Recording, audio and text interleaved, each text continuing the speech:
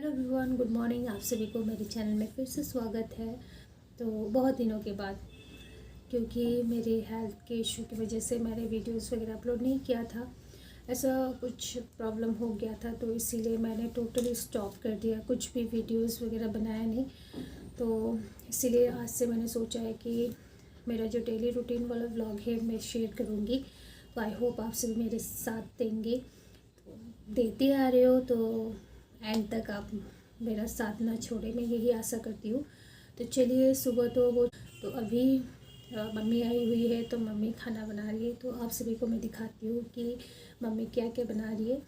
तो चलिए, आज का मेरा डेली रूटीन वाला व्लॉग स्टार्ट करते हैं, और साथ ही मेरी वीडियोस में आप सभी बने रहिएगा एंड तक। मेरा वीडियोस अच्छा लगे तो लाइक, शेयर और कमेंट करना ना भूलिएगा। तो चलिए, जैसे ही सो के उठने के बाद बाहर निकले तो देखा कि इतनी ज़ोरों की बारिश हो रही थी। तो बहुत दिनों तक ऐसा ही बारिश दे रहा है, कभी सुबह कंटिन्यूअसली देता है। तो आप भी सुनिए कि कितना ज़ोरों की बारिश थी। तो उसके बाद फिर मैं आ गए अंदर पानी पीने के लिए, गर्म पानी, क्योंकि सुबह की शुरुआत तो गर्म पानी से होनी है। फिर फिर से मैं बाहर जाके देखी कि बारिश रुका है या नहीं। तो देखा कि मम्मी बारिश में भीगती हुई पूजा कर रही थी। उनको तो मैंने अम्ब्रेला दे दिया था, लेकिन मम्मी को कंफर्टेबल नहीं लगा था, तो इसीलिए उन्होंने अम्ब्रेला नहीं लिया।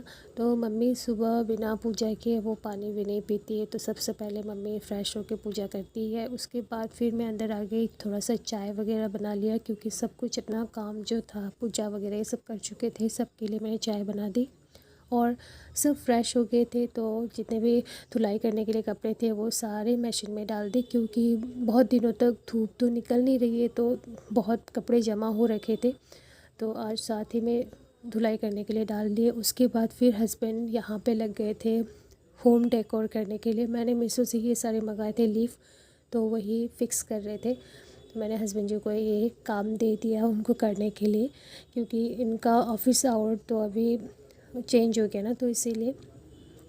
फिर किचन में आ गई कि इधर मम्मी किचन में अपने खाना बनाने के काम कर रही थी। छोटे छोटे आलू कट करके रख दिए थे। दाल बन के रेडी था, बस एक अलग सब्जी बना रही थी मम्मी। तो इधर दही भी रेडी है, तो और साथ ही उधर चावल बन चुका है। तो फिर थोड़ी देर बाद मम्मी ने हम सभी को खाना परोस दिया। ये देखिए कितने सारे आइटम्स हैं। आजकल हम लोग ना ब्रेकफास्ट बहुत लेट होता है करते वक्त, तो इसीलिए लंच में जो हम लोग खाना खाते हैं ना वही खा लेते हैं। लंच टाइम ही हो जाता है उस वक्त।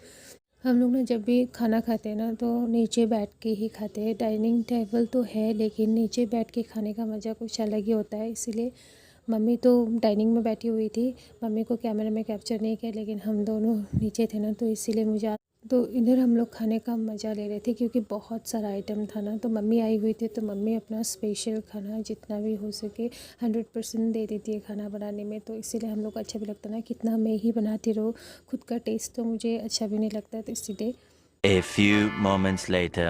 तो फिर हम सब ने खाना खा लिया। फिर मैंने बर्तन वगैरह साफ़ कर लिए, जितने भी किचन क्लीनिंग वगैरह था वो सब कर लिया। उसके बाद फिर हस्बैंड जी भी निकल रहे थे इधर अपने ड्यूटी के लिए।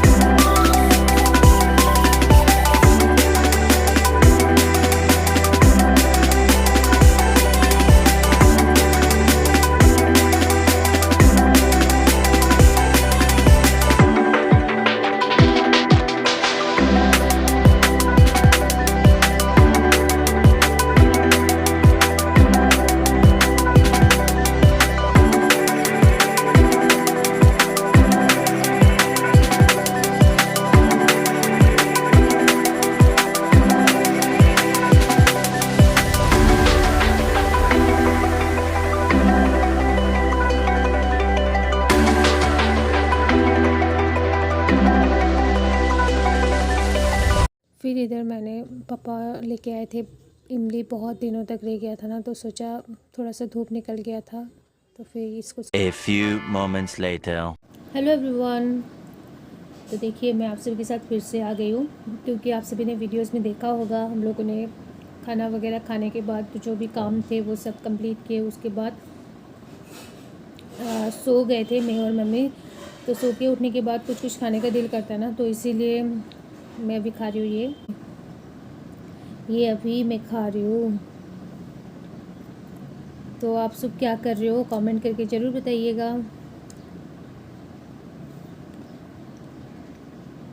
तो मम्मी और मेरी बातें करते करते स्टूडेंट भी आ जाती है पढ़ाई करने के लिए। ये ना मेरे घर पे ही पढ़ाई करने आ जाती है क्योंकि उनका घर मेरे घर से सामने है, तो इसीलिए पहले तो मैं जाती थी क्योंकि दूर था उस वक्त, तो अभी तो सामने है तो इसीलिए इजी हो गया है। तो पढ़ाई करते करते फिर शाम हो जाती है, शाम की दिया वगैरह जलाने की तैयारी करनी पड़ेगी। फिर उनको पढ़ाते पढ़ाते मैं अपने जो दिया वगैरह जलाना होता है, शाम की पूजा होती है वो कर लेती हूँ। उसके बाद तो है ही इवनिंग होता ही क्या है, फिर से डिनर की तैयारी करनी पड़ती है।